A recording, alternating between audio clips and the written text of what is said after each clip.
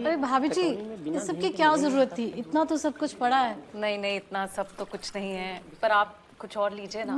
भाई साहब आप तो कुछ ले ही नहीं रहे। चाय लेंगे? लीजिए पापा चाय। अरे बिल्कुल फीकी बनाई है मैंने।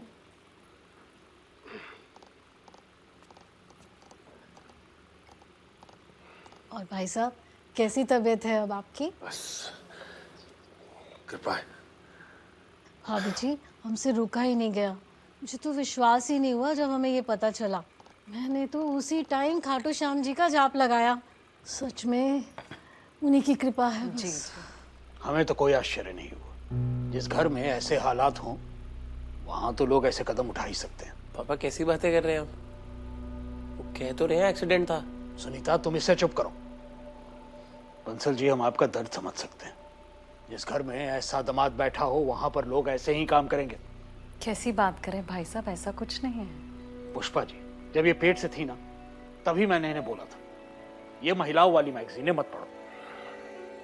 लड़का हुआ तो बुरा असर पड़ेगा, लेकिन मेरी सुनता कौन है। और अब ये देखिए बंसल जी, दिल में ऐसा दर्द होता है ना, कभी कभी तो मन करता है कि आप ही की तरह जमुना जी में छलांग मार करके जान दे दूं। पापा अरे क्या बोल रहे हैं आप? माफ कीजिएगा, मैंने आपकी बेटी की जिंदगी बर्बाद कर दी ऐसे नाकारा के साथ। अरे नाकारा नहीं है वो। आराम से। क्या मुझे क्या रोक रही है? एक बच्चा पैदा नहीं हो रहा तो मर्द मर्द नहीं, औरत औरत नहीं।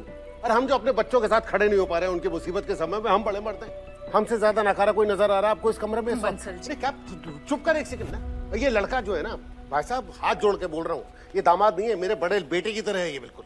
मैंने जिंदगी में 3600 गलतियां की है, लेकिन एक मामले में गलती नहीं की मैंने, अपनी बेटी के लिए पारस जैसा लड़का ढूंढने में। चलो जी। भाई साहब भाभी जी चलते हैं।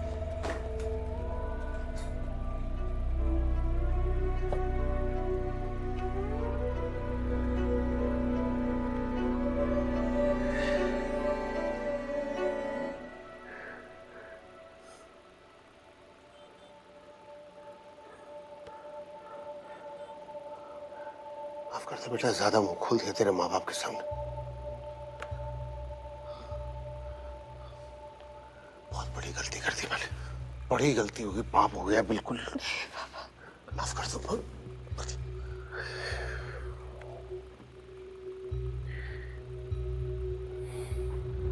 दिमाग खराब है तेरा है?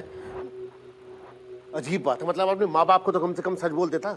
ये बखेड़े तो नहीं खड़ा होता, उनसे छुपाने की क्या जरूरत थी तेरे को? आप श्योर हैं डॉक्टर? आजकल जिस तरह की टेस्टिंग्स होती हैं उसमें डाउट का तो कोई स्कोप ही नहीं है।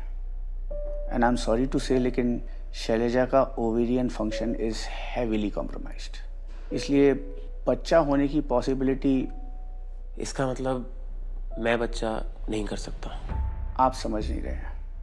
रिपोर्ट्स के मुताबिक आपका स्पर्म काउंट नॉर्मल है, लेकिन शैलजा। डॉक्टर आप नहीं समझ रहे।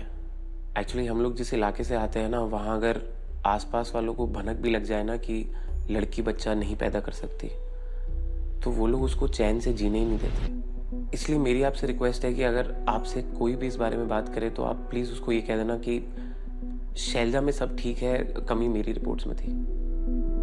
प्लीज़।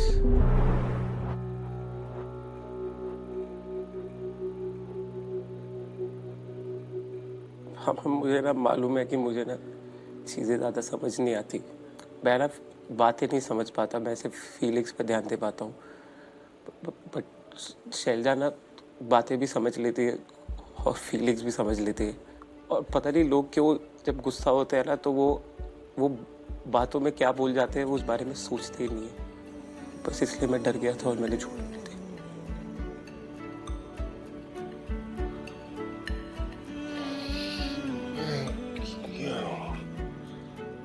सॉरी बेटा, बहुत बड़ी गलती कर गया यार, पाप हो गया बहुत बड़ा। इंसान की पहचान उसके नाम या काम से नहीं बल्कि उसके रिश्तों से बनती है, जो मुश्किल वक्त में उसकी ढाल बनकर खड़े हो जाते हैं।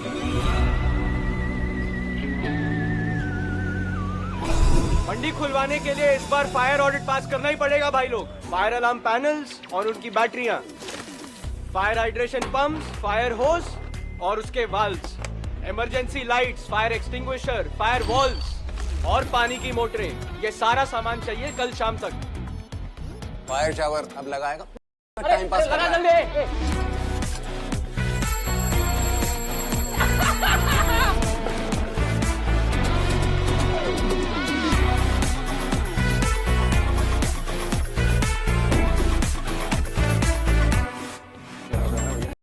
दारू पिए हैं, मैं बता रहा हूँ दारू सुट्टे पापा। यस, चीयर्स भैया।